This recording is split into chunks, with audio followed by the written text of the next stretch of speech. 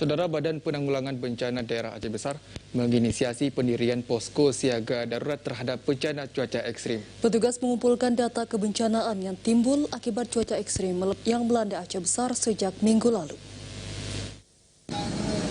Posko siaga darurat didirikan Badan Penanggulangan Bencana di Kampung Sibreh, Kemude, Kecamatan Sukamakmur, Aceh Besar. Pendirian posko dilakukan sejak Senin kemarin atau pasca cuaca ekstrim yang melanda kawasan Aceh Besar sejak minggu lalu.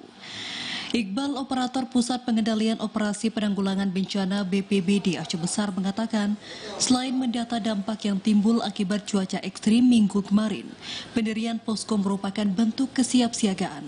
Langkah ini menyusul prediksi cuaca ekstrim yang berpotensi melanda Aceh Besar hingga beberapa hari ke depan.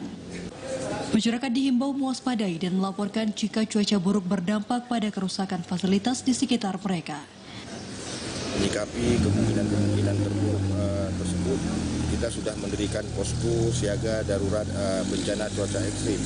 Dengan adanya posko ini kita berharap kepada warga masyarakat tentunya agar dapat mempermudah melaporkan setiap dampak-dampak ataupun kerusakan-kerusakan yang ditimbulkan akibat cuaca ekstrim tersebut.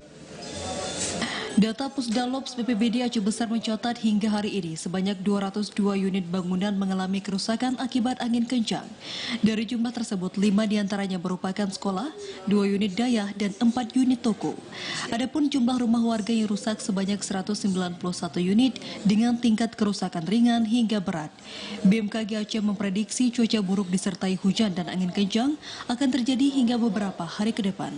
Dari Aceh Besar, Arman Konadi, TVRI Aceh melaporkan.